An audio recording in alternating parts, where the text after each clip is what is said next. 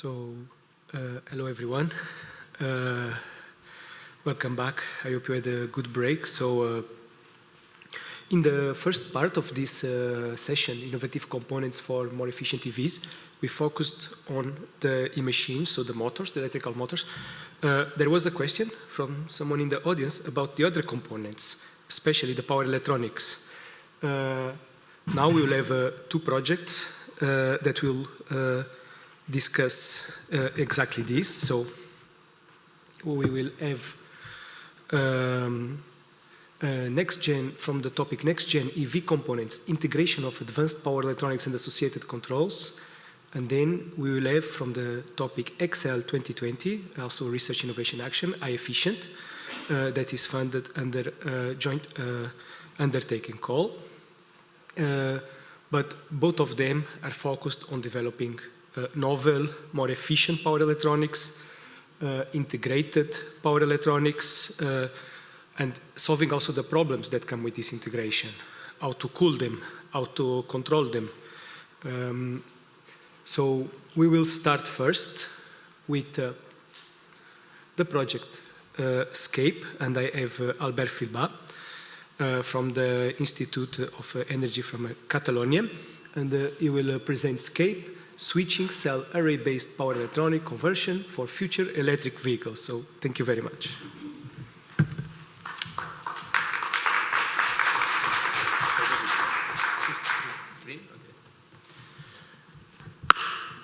Okay, so thank you all for attending today these slides that I will show. My name is Albert Filbà from the Catalonia Institute for Energy Research, and I will present the latest results from the SCAPE project. The SCAPE project is focused, as Joao was mentioning, in developing the power electronics of the electric vehicle. And well, the power electronics sometimes are oversighted, but in my opinion, and also the opinion of the consortium partners, we think that they still, or they have a lot to provide in terms of improvement of performance, and not only in the converter itself, but also in the rest of the components of the powertrain. For instance, the battery and the motor, by using intelligent control strategies, digital twins, etc. And well, actually, these are some of the topics that we deal in SCAPE, and I hope that I will make the point after the presentation about this. So, okay, let's proceed. Well, beginning with the overall project presentation. SCAPE is formed by 9 partners from different countries, for instance, Spain, France, Italy, Germany, Turkey, with partners reaching expertise on the whole value chain, from academic partners with more theoretical knowledge, up to the industry partners such as AVL or the SMEs as Deep Concept and Techne, that provide more insight on the final implementation of all the research we are providing. The project is a 4 years duration. We are now in the 3rd year. And also worth noticing is that we are part of the Evolve cluster that, you have seen some of the previous projects in the later session that they were also part of that. So SCAPE aims at proposing a standard method for the design of the electric vehicle power converters. With such a standard methodology, we aim at reducing the cost of, on one side, designing the power converters and also on the manufacturing of the power converters. And also, thanks partly to this standard methodology, we also aim at increasing the performance of the power converters and also of the battery and the motor. Okay? Later I will show you some examples of that. Performance in terms of efficiency, for instance, but also in terms of reliability with health management strategies. And all this should overall come to the fruition of a better acceptance of the electric vehicles by the society. To achieve that, we employ multi-level converter topologies for the power electronics to achieve a modular and scalable system architecture. We also propose an integrated inverter charger, that is the two converters into a single one. We employ chip embedding technology, a very interesting and novelty technology that I will show you later. Also, for the health management of the system, we use digital twins and advanced controls. And last but not least, we also explored eco-designs and the LCA of the power converters. And of course, everything is verified in experimental test bench with, an environment that is close to the real application. And we are considering 3 use cases, given that we explore this standard method that tries to reach a whole spectrum of the vehicles. These use cases are the motorbike, the car, and the truck, with different voltage in the battery, 400, 800, 1200, and different power ratings. Okay, let's then proceed to the results that we have achieved so far. One of the first and main results is this power converter design approach. This design approach is based on a basic building block, what we call the switching cell. The switching cell is basically a power MOSFET and the ancillary circuit to govern this power MOSFET. Now, with this switching cell that you see here on the left side of the screen, by grouping some of these switching cells, we can come up with what we call the converter leg, which allows us to produce an AC voltage at the output from a given DC voltage, of course. And then by combining different converter legs, we can come up with the converter, okay? As you can see, this is modular, but it is also easily scalable, in the sense that thanks to the multi-level neutral point clamped topologies that we employ, we can easily increase the voltage rating of the converter by simply increasing the number of voltage levels in the converter legs, as you see on the right figure. And also we can increase the current rating by, well, putting more switching cells in parallel in a given set of positions in that converter leg. This, at the end, allows us to increase voltage and power according to the application. And, well, since we can come up with a given converter with a specific voltage and power rating with a single switching cell, we can reuse this switching cell in an overall set of converter configurations and applications. We can really leverage on the economies of scale to reduce the manufacturing cost of the converters. The second example of results that I have to show you is this first prototype of the switching cell, what we call the high voltage switching cell that is employed in the inverter. It's a piece of hardware, of course, and the main the important thing here is that it employs chip embedding technology. What is the chip embedding technology? Well, it's very simple. It's a technology that allows embedding the power semiconductor die inside the printed circuit board, as you can see here on the right of the screen. Although it's very small, the die, you can see that in the detailed view, the power MOSFET is inside the PCB. This provides a different set of advantages. For instance, it reduces the conduction resistance, the electrical conduction resistance.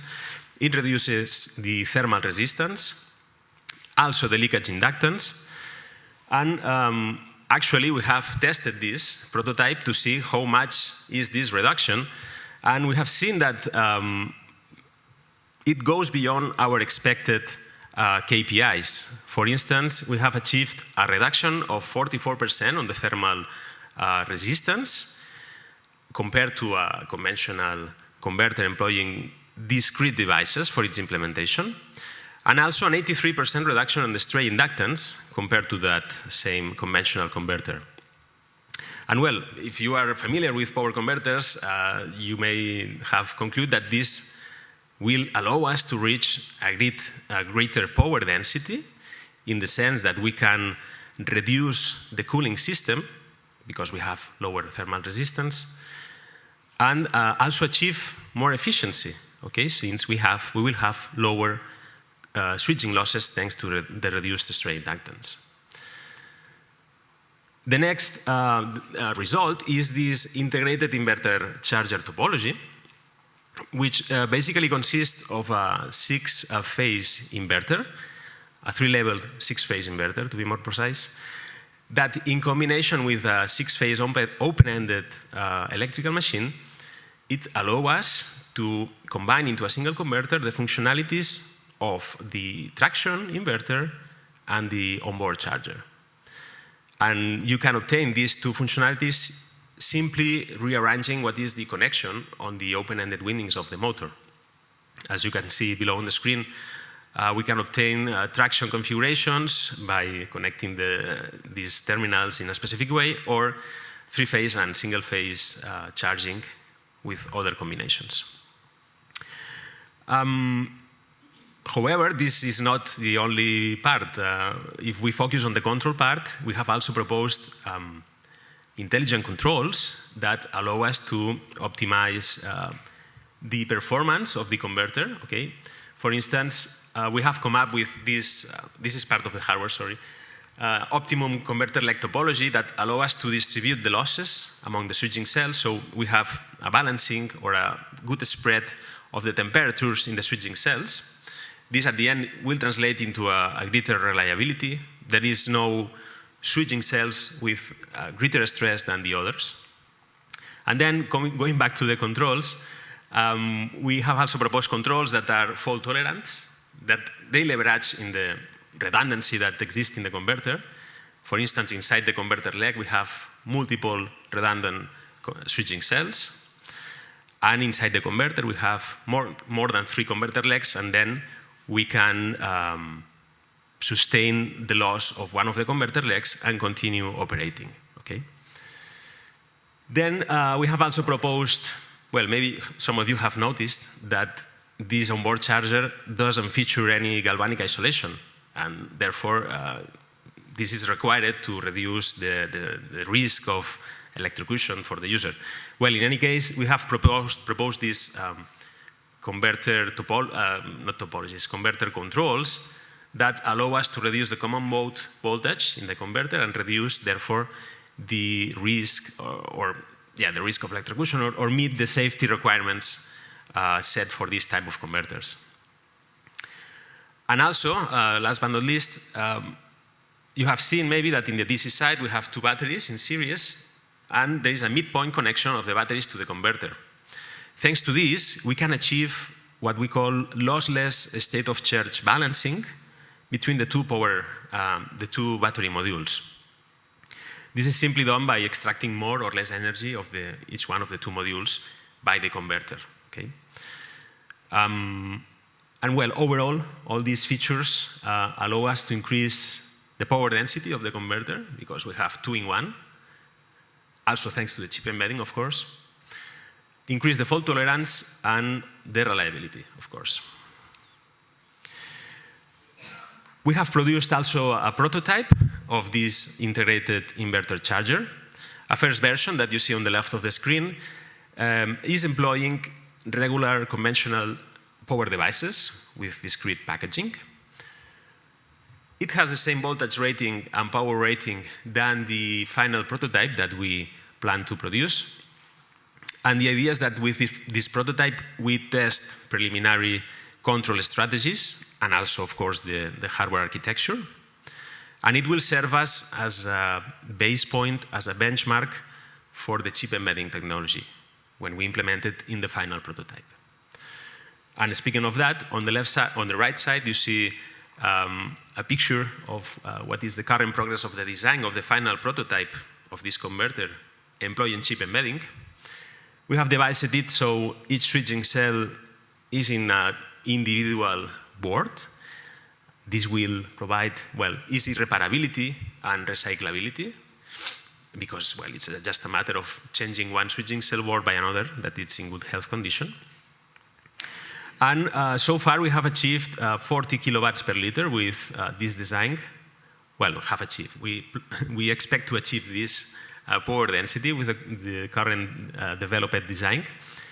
It's true that it's far from the expected KPI, which is 100 kilowatt liter, but we expect that it can be achieved, the 100 kilowatts can be achieved by simply integrating part of the subcircuits in the converter into single chips, for instance. Integrate all the converter legs into a single board instead of using multiple boards, each one for the switching cell. And also getting rid of non-essential functionalities that maybe not really that necessary for well, having a converter with a proper performance.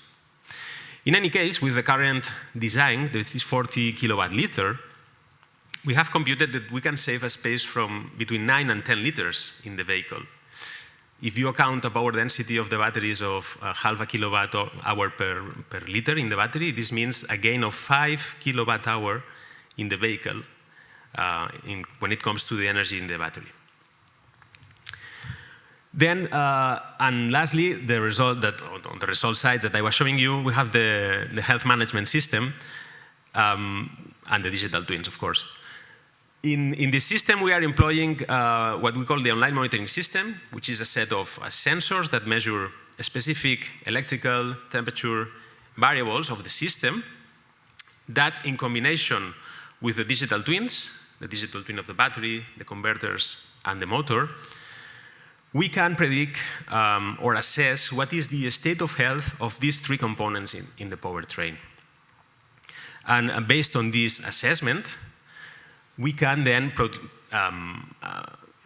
produce actions to reduce, for instance, the degradation in the power converters, in the battery, in the motor, and also employ fault tolerance control strategies that allow us to continue the operation of the vehicle in case of a failure of these components. For instance, we have tested so far in simulation a method to estimate the state of health of the switching cells by estimating what is the on-state resistance of the MOSFETs. And similarly, we have done this with the capacitors by estimating the equivalent series resistance of the capacitors.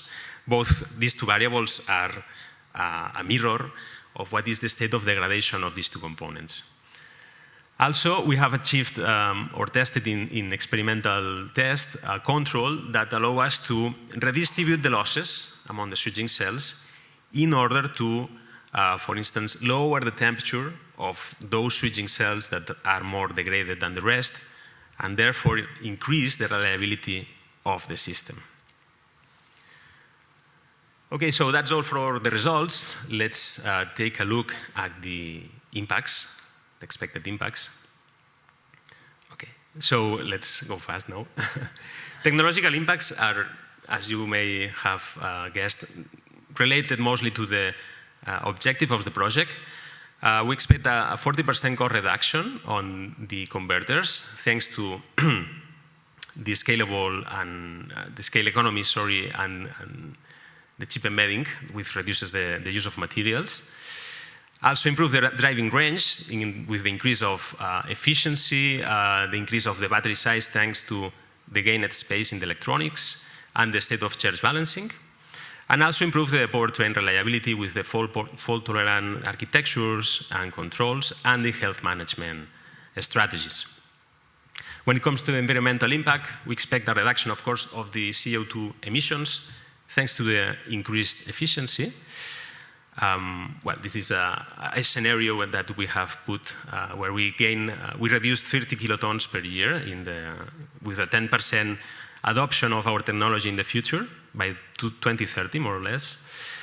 The societal impact, of course, is to accelerate the uptake of the electric vehicles thanks to the gained performance and affordability. And then we have the economical impact, where, of course, if this technology, proposed by SCAPE, is adopted by the European Union industry, we think that it can boost the competitiveness of the automotive industry, but it can also be translated to other sectors, such as energy, other sectors of transportation, etc., and also increase the competitiveness of these industries. And well, that's all from my side.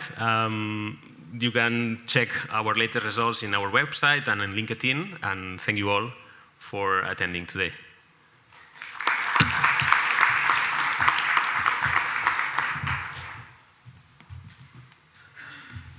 Thank you very much, Albert. So we will now have the last project. We will have Mr. Horst Vögel, the Global Research Coordinator for AVL, which is replacing the project manager, Christoph Abart, for the project HiEfficient. So highly efficient and reliable electric drivetrains based on modular, intelligent, and highly integrated wide bandgap power electronic modules. So thank you very much. Please.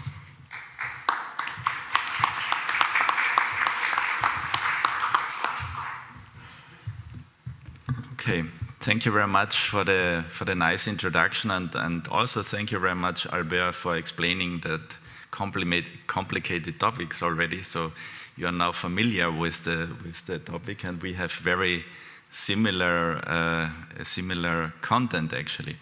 And I would like to start off with explaining the overall setting of the project, and the video will help me. So please enjoy the video. Making transport sustainable for all is one of the key topics addressed in the European Green Deal, achieving a climate-neutral Europe by 2050. Electromobility is an important driver for environmentally friendly transportation and a decisive step towards reducing CO2 emissions. Hence, innovation in power electronics for electric vehicles is key to raising customer acceptance, reducing costs, and consequently strengthening the European automotive industry. Back in 2018, the research project HiPerform started with the aim of supporting the transition to a resource-efficient and decarbonized transportation system. In 2020, the CHIPS joint undertaking project HiEfficient was launched to drive further this approach. 31 European partners from semiconductor industry, suppliers, automotive manufacturers, research organizations and universities are actively working on innovative solutions and on making electric cars more affordable, which is crucial for their broad acceptance. The use of wide bandgap semiconductors in automotive applications is an enabler for highly efficient power electronics in electric cars, ultimately increasing their range. The HiEfficient project focuses on the application of wide bandgap semiconductors specifically for automotive applications, including inverters and on- and off-board chargers, test solutions and converter for photovoltaic applications. Novel system in package and system-on-chip concepts, as well as printed circuit board integration technologies have been explored. These aim to reduce volume and increase efficiency. The focus was on enhancing reliability and prognostic health management for power electronics hardware by developing a comprehensive prognostic health management framework and increasing the intelligence of power modules. To meet the set targets, new semiconductor devices have been developed, such as 100-volt GaN system in package devices with highest current and smallest footprint, and 650-volt GaN system on chip half-bridge devices on one single piece of semiconductor. New packaging, chip integration technologies, and novel simulation and design concepts were introduced alongside device development. HiEfficient partners successfully applied these novel technologies in multiple demonstrators, showcasing more efficient, compact, and powerful power electronic solutions for electrified vehicles. To validate these advances, 6 industrial use cases with over 10 demonstrators were developed. The key use cases include compact and reliable test systems using the latest silicon carbide and gallium nitride technology, with prognostic health management. 2 traction inverters for multi-drive and highly integrated powertrain applications using embedding technologies. Highly compact 48-volt inverter for long-haul vehicles, focusing on package density and reliability. Bidirectional, flexible multi-output off-board charger for various e-mobility devices. onboard chargers with compact systems, high efficiency, and integration with other subsystems. Modular DC-DC converter for photovoltaic applications, benchmarking 100-volt GON devices. Through HiEfficient, partners were able to deliver exceptional technologies to the automotive industry, paving the way for cost-effective, eco-friendly next-generation vehicles.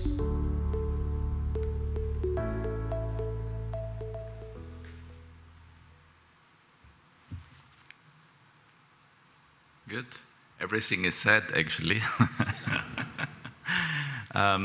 Yes, so that's the overview, and I think it's very good also to see that. I would like to show you a little bit more details, if you like.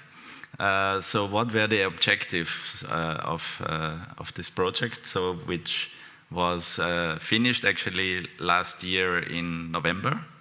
So everything what you see is proven and reached. 40% volume reduction by means of integration, which was explained in the video and also by Albert excellently. We wanted to increase the efficiency beyond 98%, and we want to reduce the losses by 50% in comparison to the previous state-of-the-art. Another 20% of lifetime, you will see what we have reached there. And an intelligent power module to increase performance. Maybe you'll see later on what intelligent really means. Let's look into the details. So, what technologies have we used? And I think it was also very good explained already by Albert. So we'll very quickly jump over that. But the first one, this is good, actually. We developed new semiconductor devices together with chips manufacturer. So they brought in the current state of the art, but they also developed the next generation of semiconductors. Infineon, for instance, was there. EMAG was also there. The second one was very well explained before, printed circuit board integration concept, so how to further integrate into a board, into a circuit board. Then we have the third technology was prediction of the reliability, so with digital twins, with measuring heat, controlling that, and so on. And the last one is advanced cooling concept, which is also a very interesting technology. I'll show you the details. And here are some technology highlights. So the new generation of chips that have been developed alongside this project from the semiconductor industry was a 100-volt system on chip half-bridge, and the 650-volt system on chip half-bridge. This is the first time worldwide one single piece of semiconductor, which you see on the left upper side, 650 volt on such a small area. This is first in this world what you can see. The 100 volt system in I forgot the synonym, but it is on the right lower side.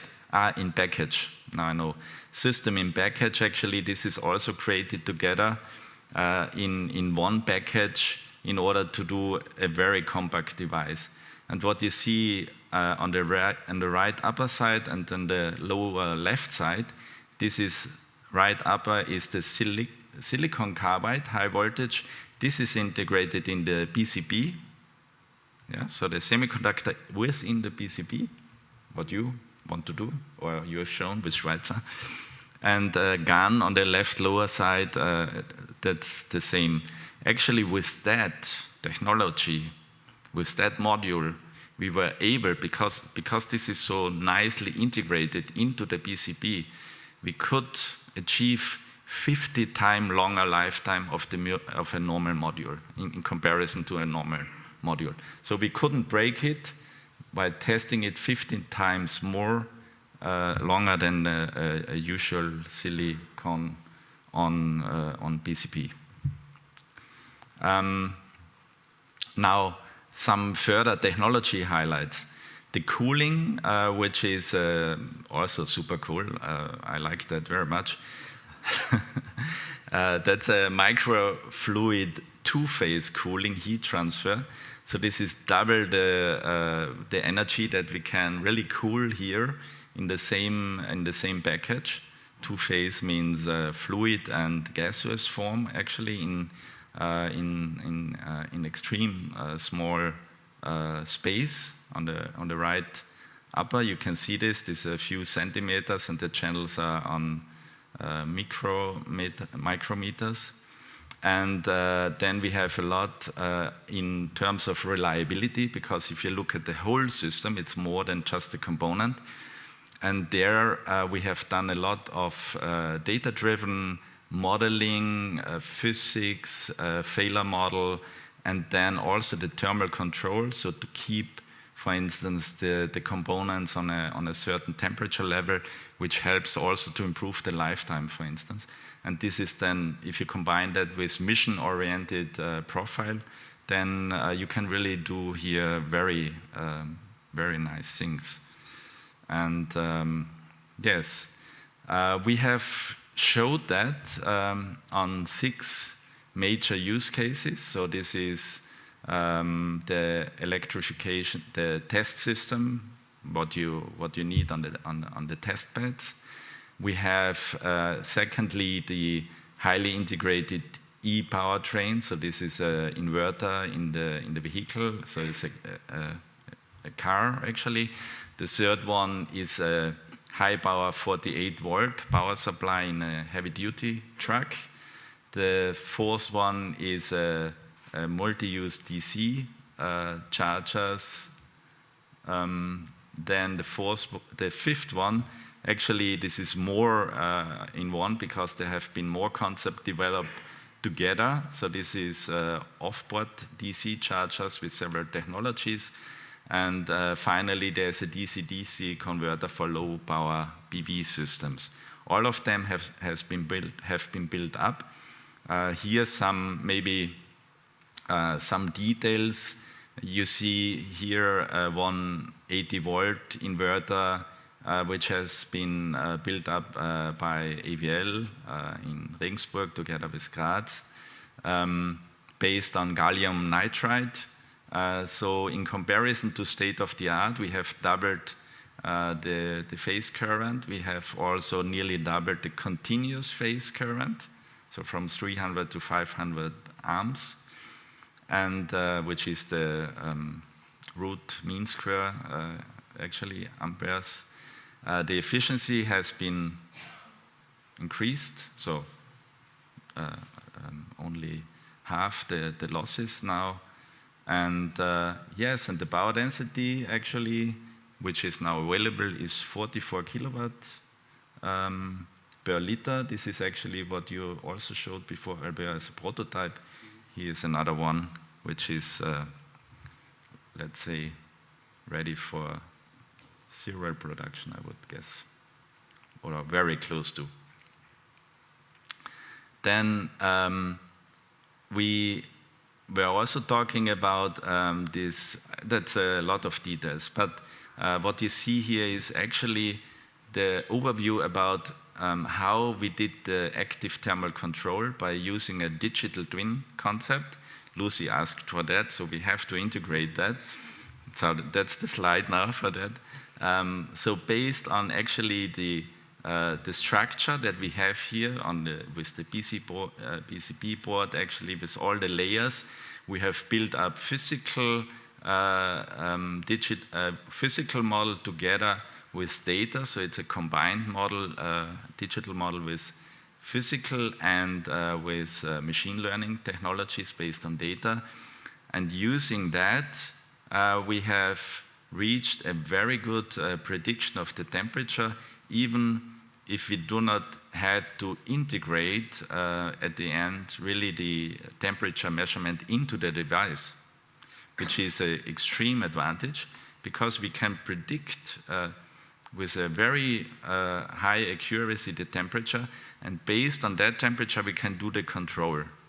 So without all the details here, but you can bring the whole component to a certain temperature range, keep it in the temperature range, and therefore also enlarge the lifetime of the whole component and of the system.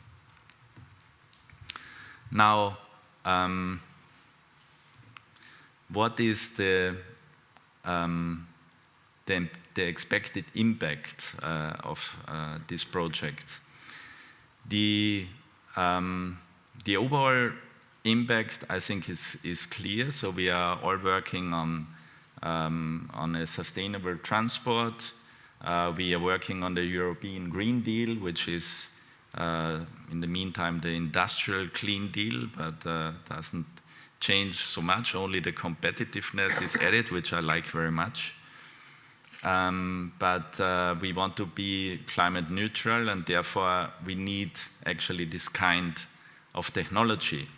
And in order to do that, in order to increase driving range, in order to reduce the power consumption, we need this increased efficiency. We need also reducing volume and weight, as explained before. Then we can put more battery into the vehicle. And we need also increased reliability. So especially for if you also consider the usage in trucks, if we consider it in automated vehicles that are driving much longer. Red card, really? Okay, good. Then I hurry up. Red, where was the yellow one? I didn't see that. Okay, now what have we achieved? You saw the targets that we had. So the 50% reduction of volume. We have achieved in the power module 50%. In the onboard charger overall 40%, 7 kilowatt hours per liter. So we started actually from 2.5 kilowatt hours per liter, and this is now the improvement. We will see where it goes in the future. Then the efficiency of the drive inverter is increased to 80%. Actually, the power module, I mentioned it before, is 50 times more, has 50 times more lifetime. The design for reliability, D4R, stands for design for reliability, increased the overall system lifetime, so to a mean time between failure, MTBF, by 50%. So not only 20% as we promised. And the intelligent power module with the digital twin, with the modeling, reduced the losses by further 20%, and we increased also lifetime by another 10%. So the overall impact, can't read that.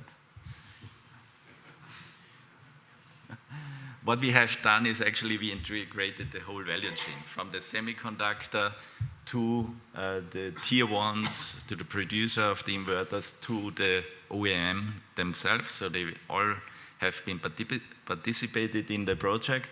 We have also shown that the semiconductor industry in Europe with that technology is really great. With the silicon carbide, gallium nitride, is super good. Also the packaging concepts, they are all from Europe. We have shown now that we can build really good inverters and charging technologies. We have involved all the RTOs and brought this new knowledge like the two-phase flow model, the two-phase cooling circuit into the component. Yes, at the end it gives also the benefit for the customer, more than 20% reliability, more than 50% efficiency and driving range, and that contributes actually to our overall goal of CO2 consumption. There is also a public report available, which shows you also the whole use cases. So if you're quick enough, then you can photograph this QR code, or you just look at HiEfficient homepage, then you can also get it there. This is available, or if you're not quick enough, ask me later. And I just wanted to end with this slide, Damian, it's really the last. We have started with HiPerform 2018. HiEfficient has finished last year. HiPower 5.0. 5.0 is the next step, which the project is already granted, and it will start in, I think, in May this year. Good. That was it. Thank you very much.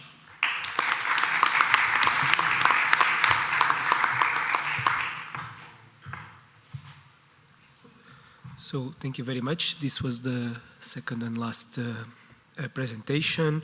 So in the first session we solved the e-motor problems. Now we solved the inverter and power electronics problems. So we just need the people from battery to do their share, and we are good. But now I will pass then to Damian Bax from RWTH-Aachen that will listen to your questions. Yes, and thank you again to the speakers. Thank you, Joao, for the introduction, and yeah, the speakers, very nice presentations, and also showing the importance to improve efficiency and also improve packaging options, improve lifetime, and that all of this works together. It was really nice to see that we, similar that we've seen in the previous session where we had the call already asking for expansion in every direction of the spider diagram. Here you're doing the same, so very interesting on this part. And that there are solutions for this as well, and thinking also about the recycling of power electronics and reusage of the same components in order to make improve the economies. With that said, are there any questions from the audience? There were already questions in the previous session regarding power electronics, so I guess then.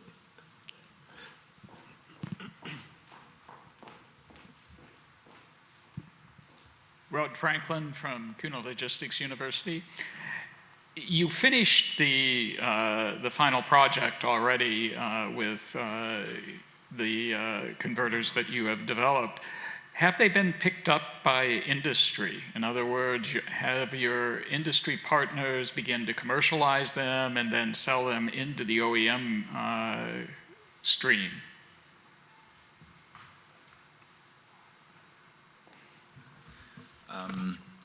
I think this is the topic that Stefan Neugebauer also touched at the beginning. So when the research projects are at the end and you have the results, then they disappear for a while, and later on, 5 years later, you see them on the market actually, and nobody talks about it because nobody wants to talk about it, yeah, because many companies, they make the non-disclosure agreements and so on. But you saw that there were OEMs, you saw that there were also manufacturers included. I can assure you that the results will be used. Yeah? I cannot say you exactly, even not for the previous project, where we had also already results, in which car, in which manufacturing line they are. But you can be 100% sure that this is being used. Yes. I don't know if you want. Yeah. Right. That's of course very promising that we see these on the road at some point. Additional questions from the audience? Yes, Joao. Hi, my name is Joshua from CINEA. Just a question about the cooling. Maybe it's not the core topic of your projects, but could you please explain a little bit more which have been the challenges when designing this cooling system? If it has been the production, if it has been the control, which has been the challenges, please? Thank you. For me? Or? I guess that in both cases you have cooling systems, so. Yeah. Is this on? Yeah. Yeah, from SCAPE side, we have quite freedom to design the cooling system in the sense that we have these multiple switching cells in a converter leg, and we can place them in wherever, well, we have freedom on how we place them in the board. And so far what we have devised is, or what we have seen is that the cooling requirements are not that high. The main reason is because we use chip embedding, and since we have a lower thermal resistance, thanks to that, the thermal resistance of the cooling system extracting the heat from the power semiconductors or from the board to the heat exchanger doesn't need to be that low, okay? And what we are aiming actually is to put individual heat, it's liquid cooling, of course, and then we have an individual heatsink below each switching cell. And then we have designed a case, a plastic case actually, that fits below the converter leg board and circulates liquid, or water in this case, or glycol, through this individual heatsink on the switching cell and allows us to extract the losses. Yeah, this is in the design phase, simulation phase. We are running multi-physics simulations to test that, to test these designs. But yeah, in conclusion, thanks to chip embedding and to the spread of losses among the switching cells, the cooling system requirements are reduced in our approach. Okay, so I'm actually just have to say that I replaced today Christoph Abert, who is the project coordinator. So I'm not so deep in all the details, but what I can say from what I know and from previous discussions, actually it is, you can have different concepts. For instance, you saw this embedding, yeah? So embedded in a circuit board. You know that the circuit board the PCB is very thin already, so that's 1 millimeter or whatever. And within that, you have then the layers for the power modules.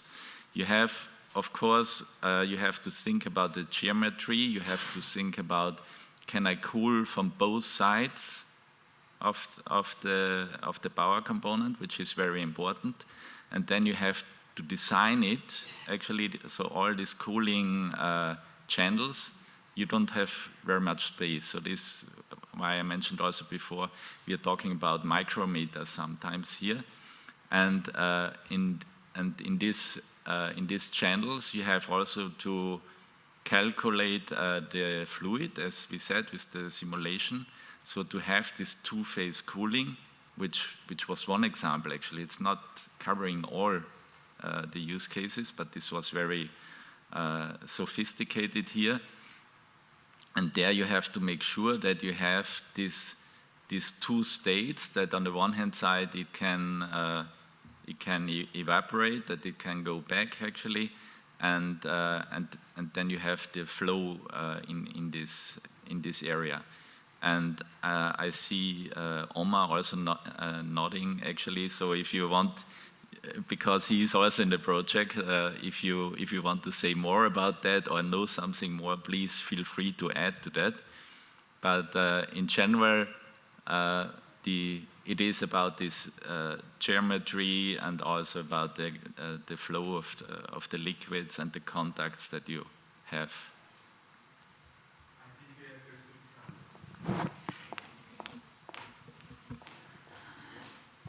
Thank you, Horace, for letting me in. Yes, indeed, I'm also traveling from high power, high perform, high efficient, and high power 520. It's a very nice story that we already mentioned.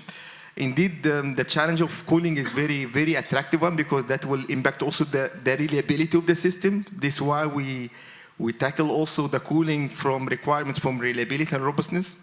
And this is case that we consider.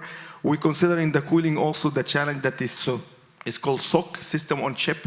And it's very challenging because the thermal plate that you are on top of, down, on the bottom, is very challenging. One of the IMAC technology that will be also soon in the market. And indeed that you see also for this technology, the losses that we expect is low. Huh? So that is really the added value, that you have more compactness, the efficiency is very high, and the losses that we need to absorb outside of the chip is really low. So within the project, we achieved 99% efficiency measured. So that was really a very nice key item from HiEfficient. And of course, we come from the cooling also that is impacting the sustainability of the device. This is why this topic is driven back again to high power 520 that we consider also footprint for the chip itself and also the cooling. We studied already, because part of my team already working in double-side cooling system, where there we also study multiple, what we call multi-channel cooling, microfluidic also technology from TNO. All this has been investigated deeply there to get a conclusion which one would be the best for the future technology. And each application has also its requirements, and that we driven, as you also calculated roughly for the heat calculation for the layers of the switch. Okay. I think that is from my side. Thank you. Thank you very much, Omar, for adding. Yes, thank you. Maybe before we go to the next question, one question on my side. You mentioned 3D printed cooling system on your side. Is that for the prototyping phase or also for the production afterwards? So far it's in the prototype phase. We need to explore how easy it is to scale to the production phase. In any case, the 3D printed was devised because, as I said before, we have this degree of freedom on where to place the switching cells among the board. Therefore, we can devise any shape for the cooling system. And the best approach to build this case, in our choice for the prototype, was 3D printed instead of, for instance, milling a block of aluminum. No? And let me get the opportunity to also mention that this freedom on where we place the switching cells on the board is offers also great potential for the integration of the converters inside the motor, for instance, with any given shape or freedom on that side, and also in the battery. And then you can integrate cooling systems of converter with the motor and with the battery. So that's very interesting also in SCAPE. It's part of the research we are doing actually. It will not come to fruition in a prototype. It will be validated only in simulation, this integration of converters with motor.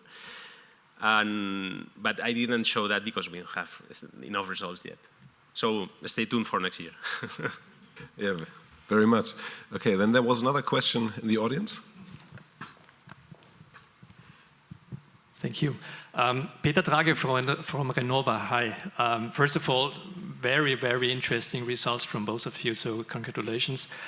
I would have a question on the first presentation. If I remember correctly, you mentioned that based on your more efficient power electronics design, you have a range increase of up to, what was it, 15%, which is significant, which is really huge, and we all know how important range of EVs is. You also mentioned that part of that is coming from the optimized design of the power electronics itself, and the other part is coming from you simply have more space to fit battery cells in, right?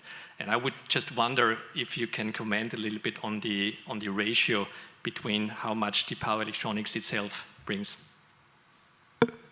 Yeah, so let's see. I'm trying to remember what are the inputs for that increase on range. We computed that, of course, during the proposal phase. But yeah, on one side is the efficiency, of course. The second is that with the gained space, thanks to the increase in the power density of the power converters, we can fit more batteries in that gained space, which is around these 10 liters I showed before. Also, with the shock balancing, we have two modules in the use case we are considering, the car, or that we are implementing. There is two modules in series in the battery, and we can perform active balancing on these two modules. So if we assume that both don't have the same capacity, with this active balancing, we can extract all the energy of the two modules combined. That's a third input for the gain. And I think there were more, but these are the three more relevant. Now, the efficiency gain comes from an expected reduction on losses of 35%. So more or less you have there how much range increase there is from the efficiency itself, no?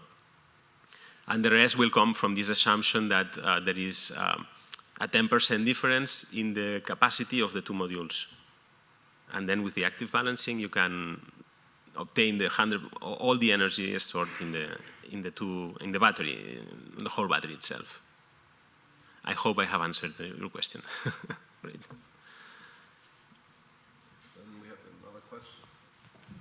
Sorry, we have another question here in the front. Yes.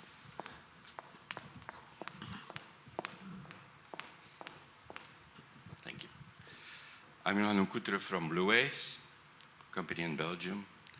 When I hear all these efficiency improvements, why are we still cooling with liquid and not just with air or forced air? And sometimes I get the impression that we will start with an empty battery and end with a full after we have driven with such an improvement of efficiency. Well, I can start if you want. Sure. Okay. Yeah, I can start, no problem. Yeah, well, you have to consider that efficiency and power density have a trade-off. You can increase efficiency, but this will come to the expense of a larger cooling system, for instance, and therefore a reduced power density. Why we choose liquid cooling? To meet both KPIs, high efficiency, high power density. That's the main reason we go for liquid cooling. Otherwise, we wouldn't be able to achieve, at least in SCAPE, to achieve this 100 kilowatt per liter power density in the inverter. Yeah.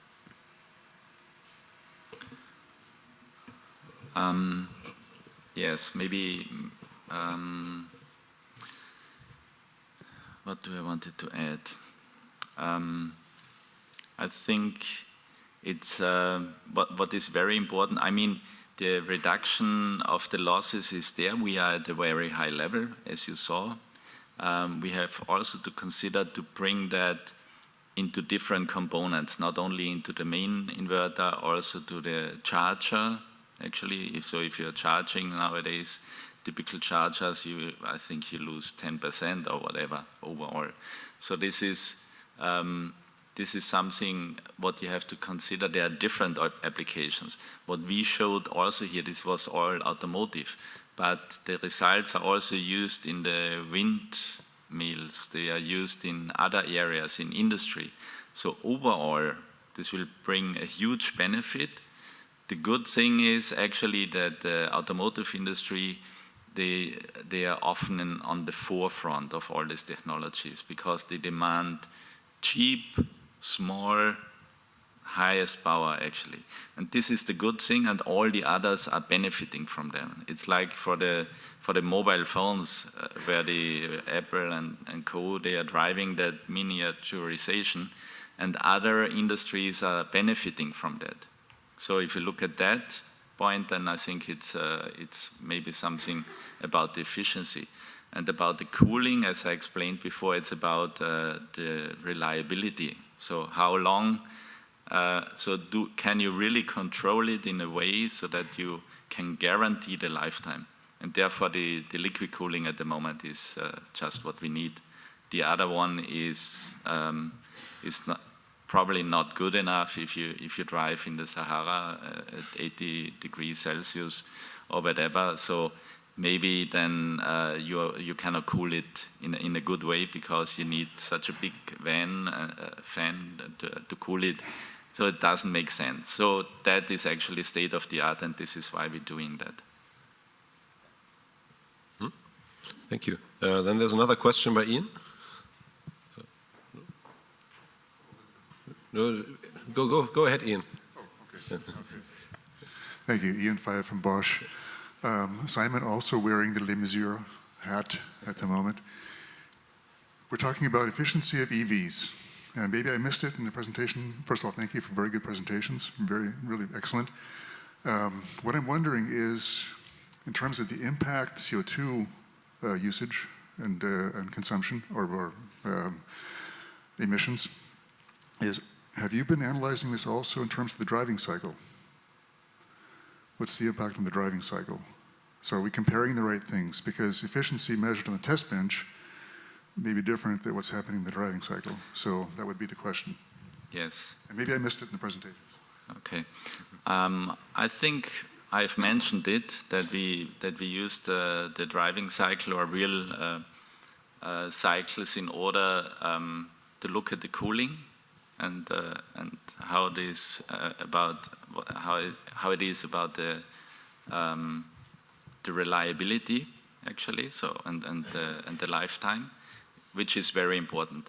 What you're also saying actually is that the vehicle is a system actually, so that we and I think this is also bringing two words together in the chips joint undertaking.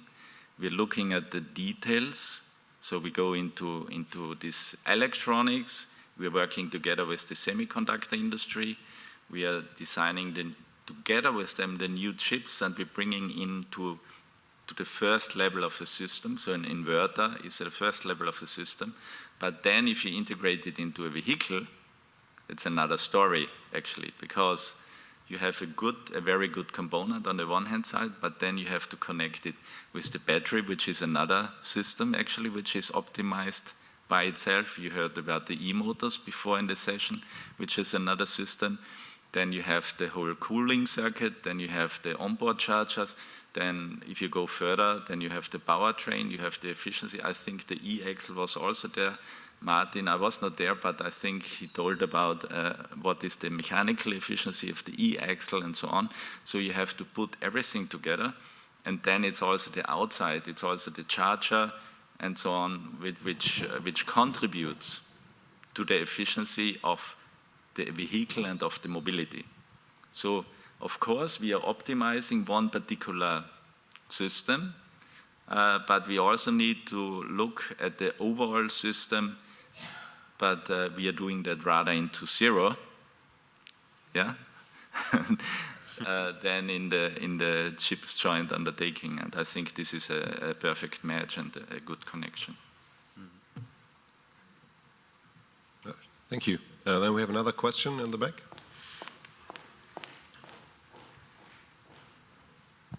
Thank you, Michal Klimasina. Actually, related question. So, because when you speak about efficiency, you speak about peak efficiency, and of course, you speak about 50% improvement, which are quite visible, but it goes from 98% to 99%. But if you would do it in an operational efficiency, in operational conditions, going back to, if you would measure that in example in WTP cycle, what is the baseline efficiency of the converter only, not of the vehicle and the system? So what would be the efficiency, let's say, of your baseline, and what is the efficiency of the new inverter?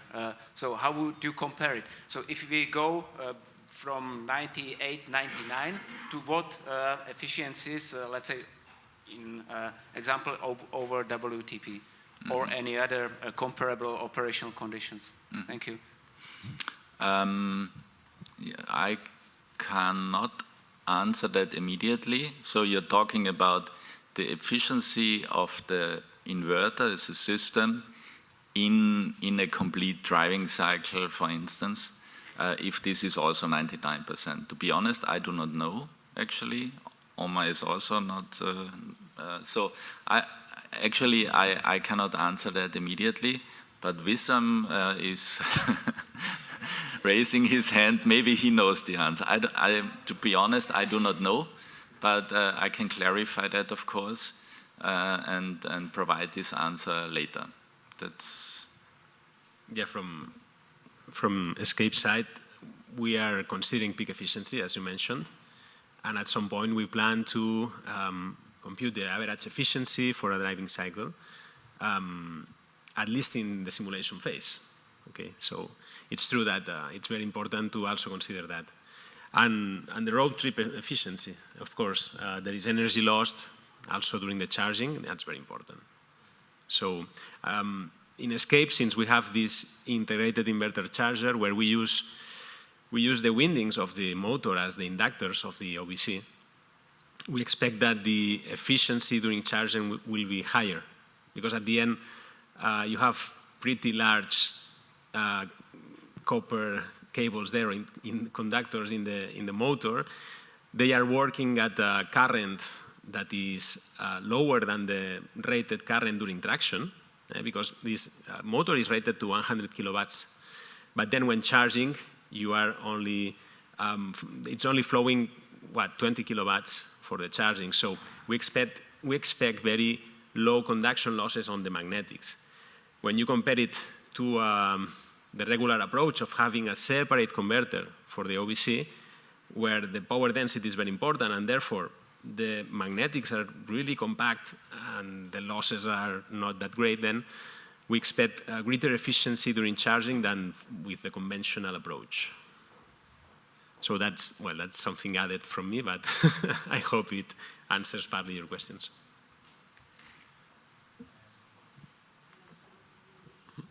So, yeah, if the question is answered, then I would, I think Wissim wants to ask next.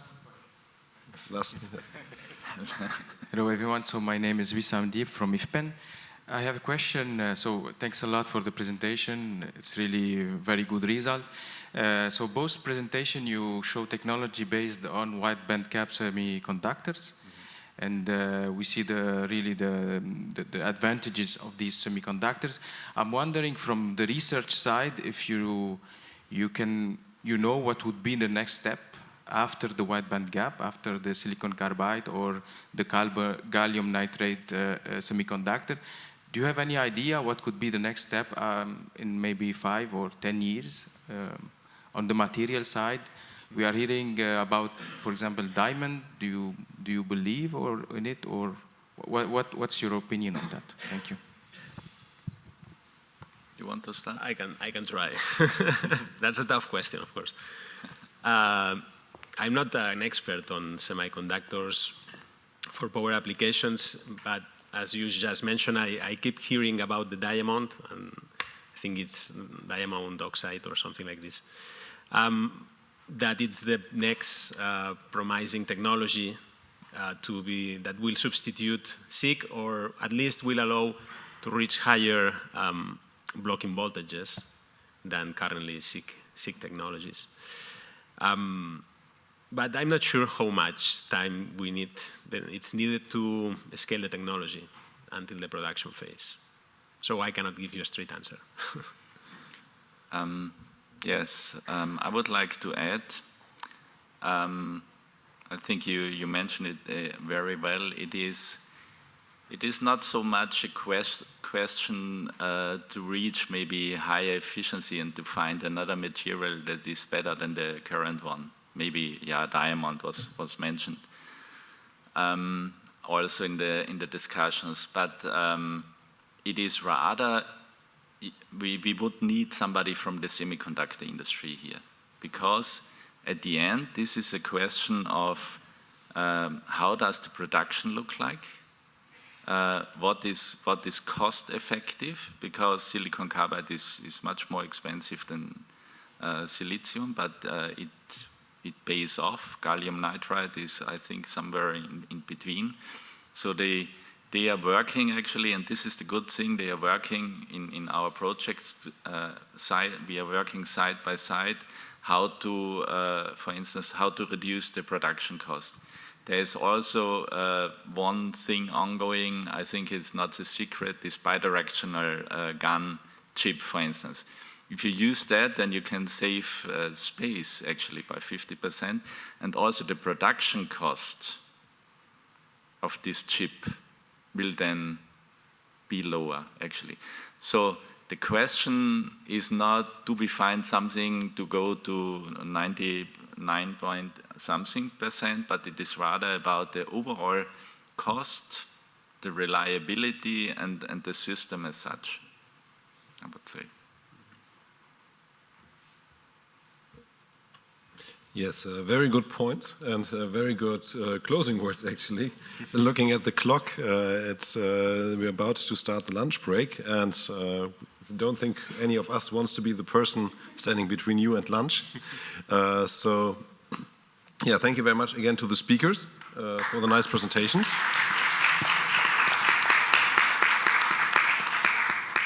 Thank you again, Joao, for leading us through the session, and thank you you all for being here and taking interest in these topics. So, see you later.